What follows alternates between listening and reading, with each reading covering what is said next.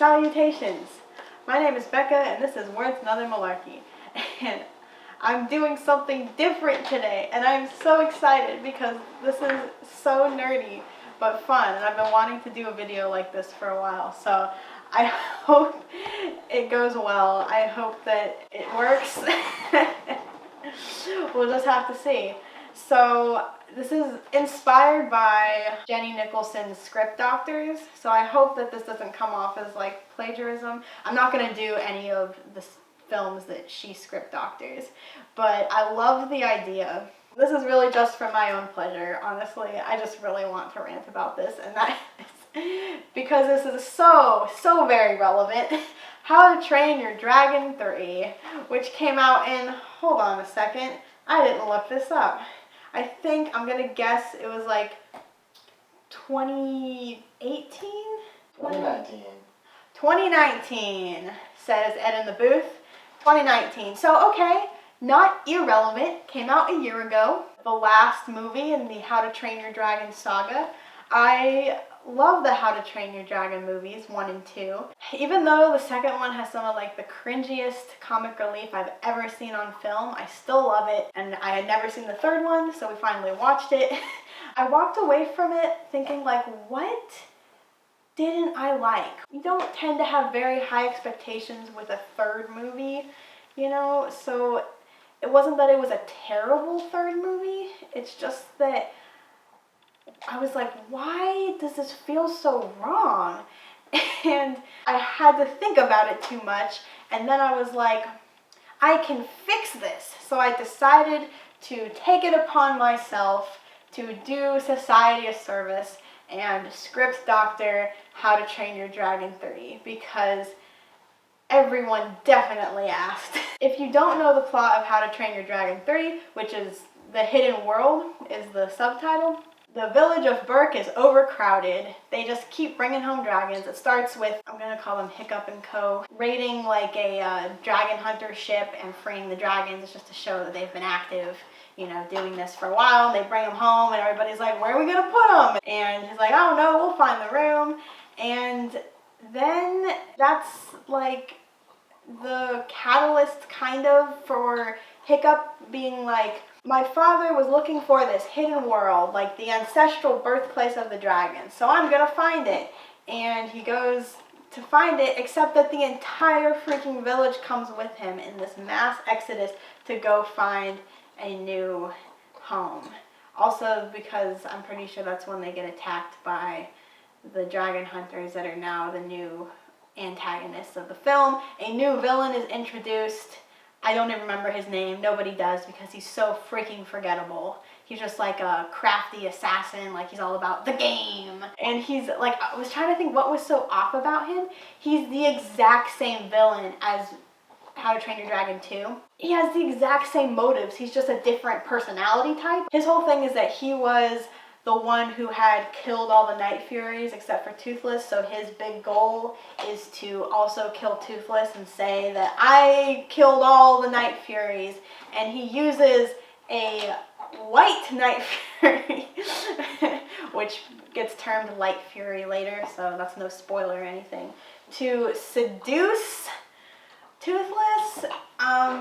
And so they have this whole like romantic spree, and there's some like pretty cute scenes with that, except that like she has no personality, and that really bothered me. For like a non-human character that usually has a really great range of emotion, like, I don't know, female Night Fury that never gets a name, by the way, just didn't really like seem very didn't have many emotions, so I don't know. So he finds the hidden world because Hiccup's like tracking Toothless, who's following the Light Fury, and finds the hidden world, discovers that it's like full of these like wild dragons. I mean, they're all like wild dragons, but you know the whole story.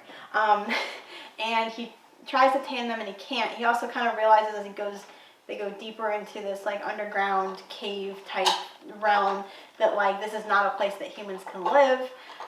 Plus Berk had kind of set up shop on this like cool little island anyway, so like it's just such a dumb plot. I'm sorry, that's just what it was. A lazy plot. It was a lazy plot, and I know this is a family movie, a kids movie, but like so many like better film critics than I have said on YouTube that like you can't make a kids movie dumb just because it's for kids. And How to Train Your Dragon 3 definitely wasn't the dumbest, but it was just lazy. They just wanted to sell Light Fury toys. That's pretty much it. And the conflict like had no stakes or had no like emotional impact to the characters. You know, they end up kind of locked in this battle with Dragon Hunter number 2. And it's just, honestly, I don't even remember what happens. And I saw this movie like less than a month ago. So that tells you just how like impactful it is. What I do remember is what I would change. But let me start first with what I would keep. It's not that much, because I'm going to revise this under the premise that this is still How to Train Your Dragon, The Hidden World. I'm not changing like the overall structure of it, because I mean, you could just go so many different directions. I'm keeping the foundations, okay? Here's what I think, and let me just disclaim, and this should have been in the very beginning, I guess. This is my opinion. This is just for fun. It was an exercise in revision and in writing. I feel like I would love to do like a Rise of Skywalker script doctor, but honestly, everyone has, so I kind of don't really want to jump on that bandwagon. But something about a movie that like you were emotionally invested in but had problems, it's kind of like, I guess, cathartic to be able to say, here's what I would do differently. So consider this just an academic exercise, I guess. Here's what I think works. I would keep the main problem, like the catalyst of overpopulation, because it tracks with like their whole kind of campy, we're dragon utopia kind of thing. Like the dragons love them, they love the dragons, and it just gets overcrowded. And so the problem is that they need to either get rid of dragons or find a new home. And there's basically just like two camps that end up splitting. One camp wants to get rid of the dragons, because when you really think about it, like how did this entire village that had spent generations hunting dragons just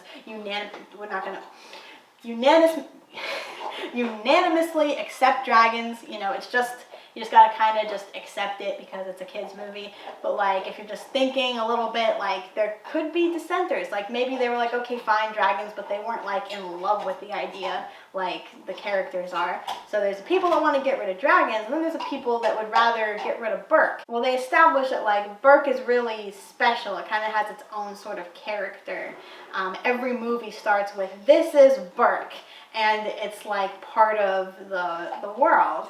So it would be like a big deal, like the stakes emotionally would be pretty high to leave this place where they've spent generations. So there you go, that's where it starts. And of course Hiccup wants to make everybody happy. He is now chief, he's been chief for a couple years. He's not doing too bad, but he's still got his like idealistic perspective, and he just wants to, you know, have the best of both worlds all the time.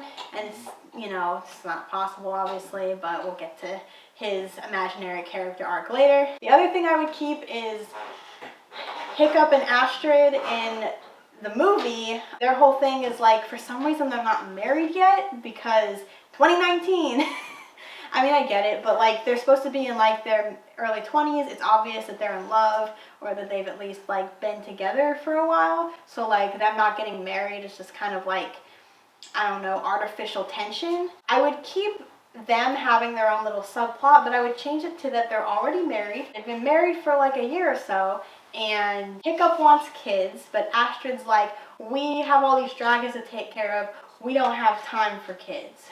Alright, so alright, maybe you're kind of leaving your demographic, but you know, your audience is a family audience, and you know, these kids that are watching the movie have seen teenage Hiccup grow up into young adult Hiccup, and so it's not like you're just introducing a character in the first movie who is at a stage in their life that a kid can't relate to.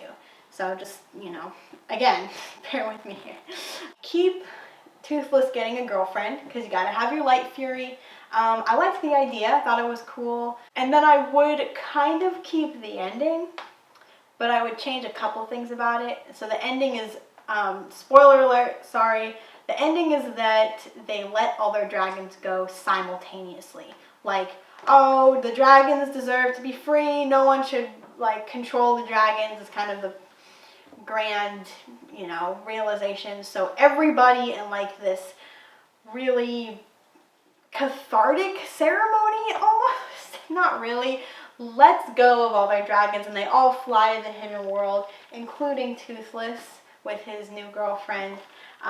It's really sad, honestly, because these Toothless and Hiccup have been best buds forever. So here's what I would change. First, let's have Hiccup and company, whatever that means.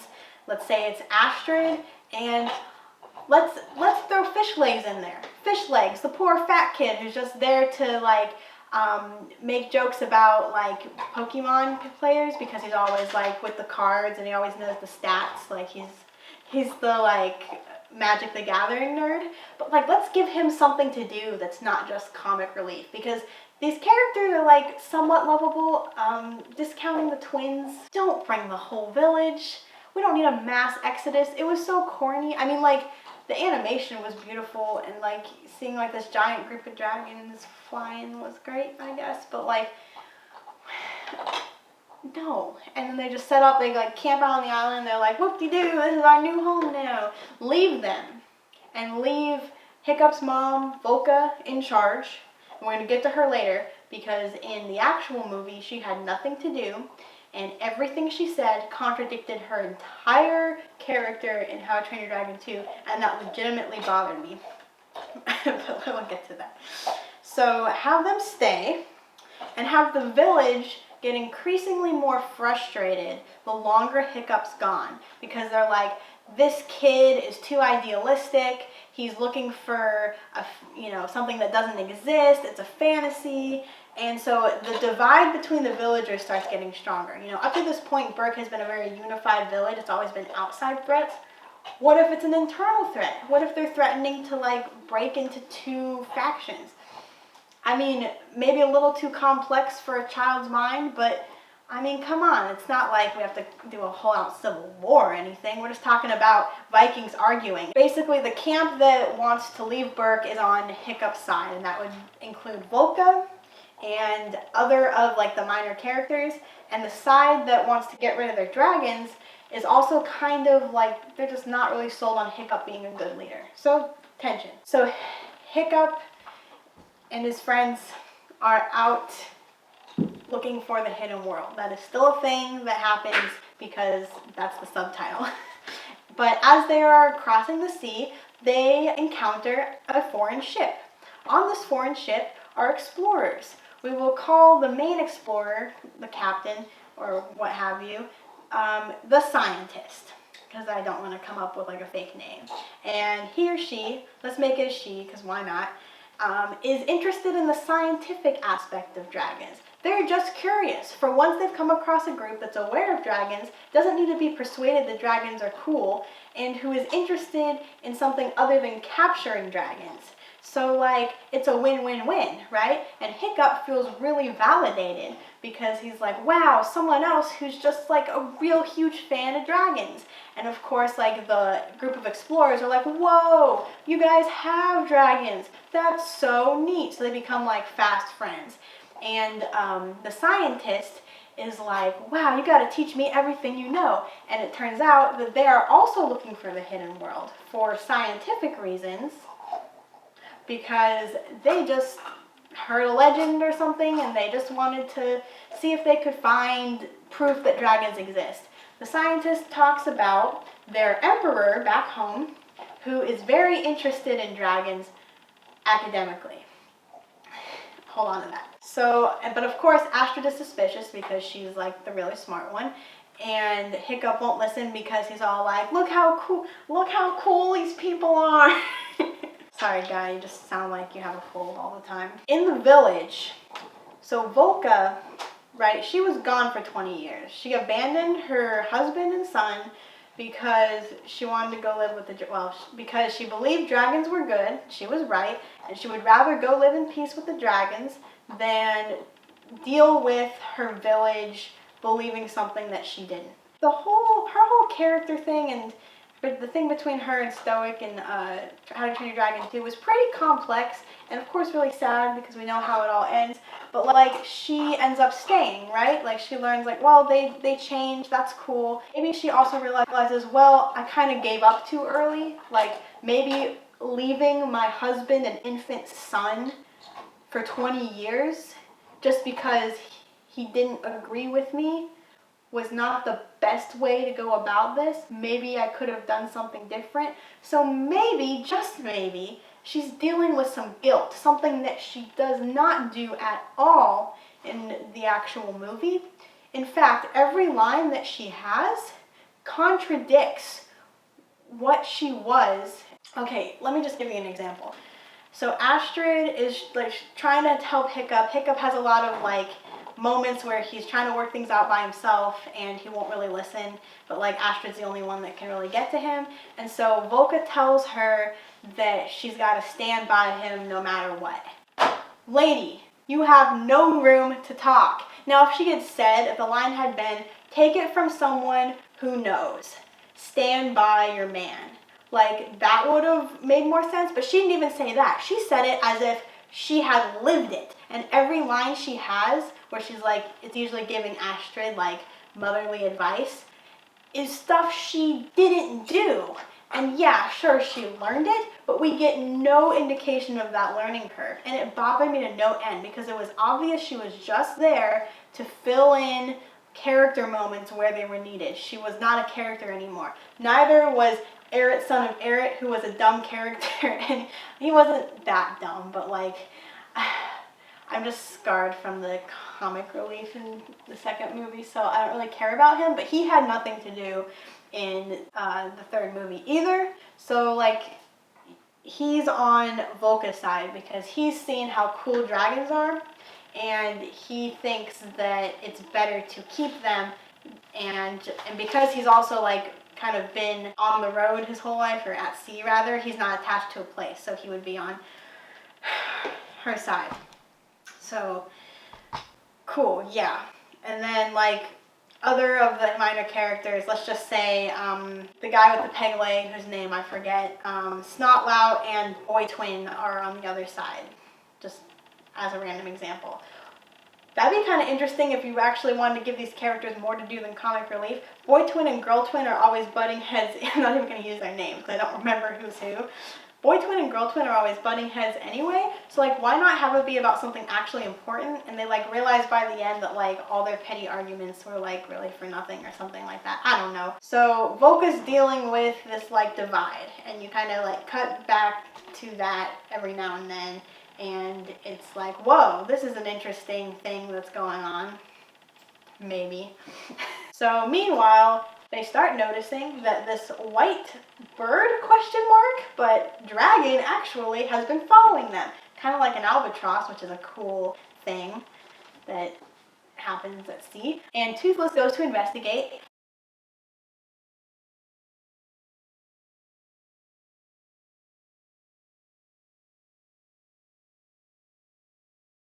Wow.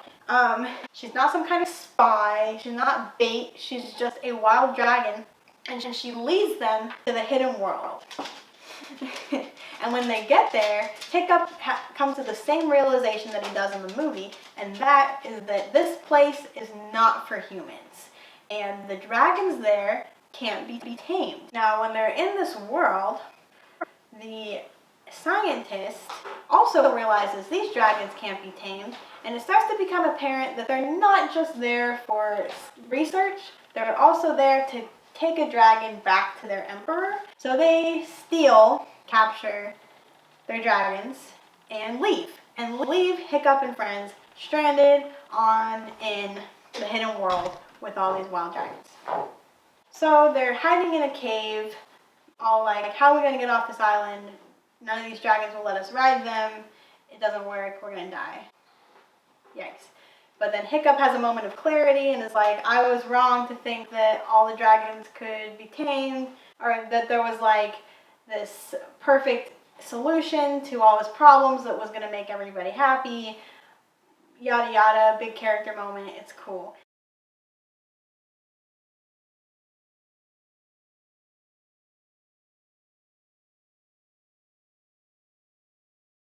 And on the way, they meet Eret, who has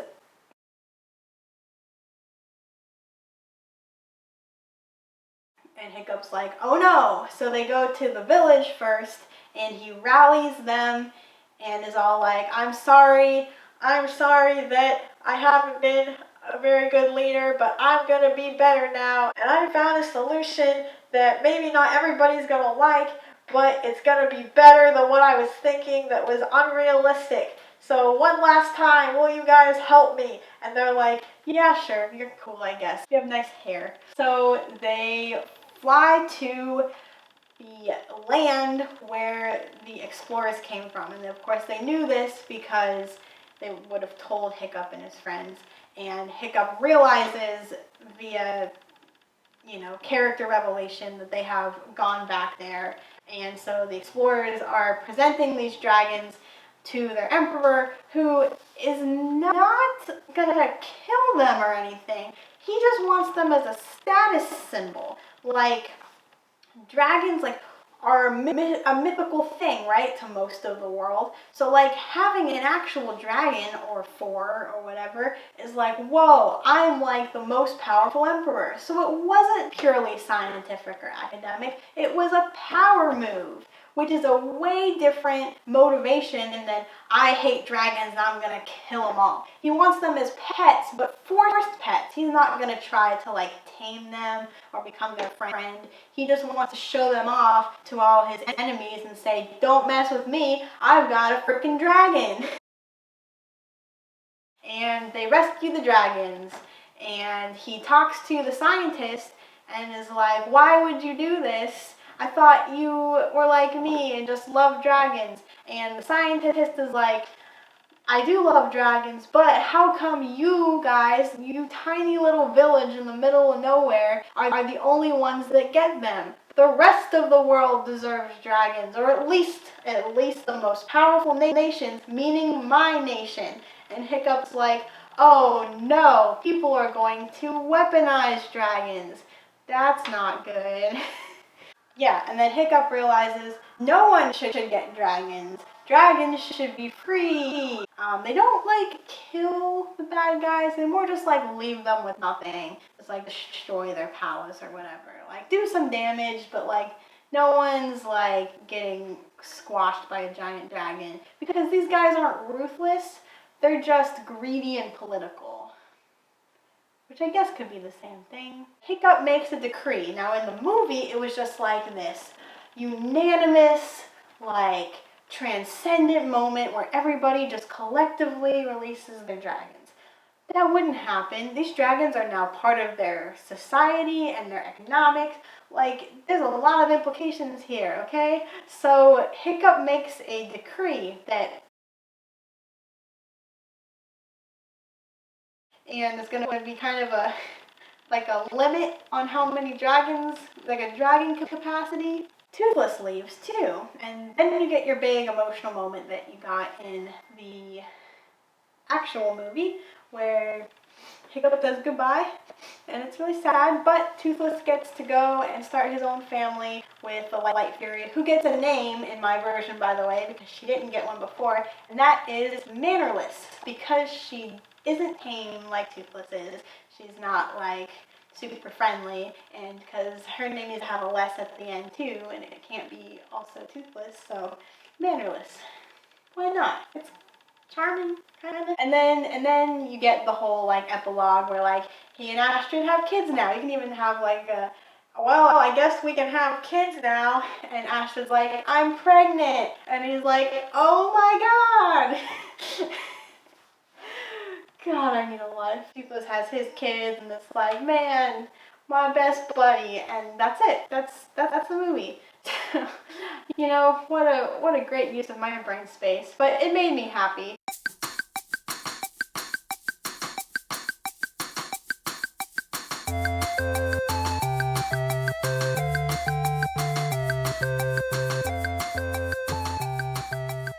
Just throw up a bunch of water? It's disgusting. Clean it up. No. They have a Viking braid. No, probably not. Not at all, actually. It's fine. I don't think I have an ounce of Viking in me. Oh well.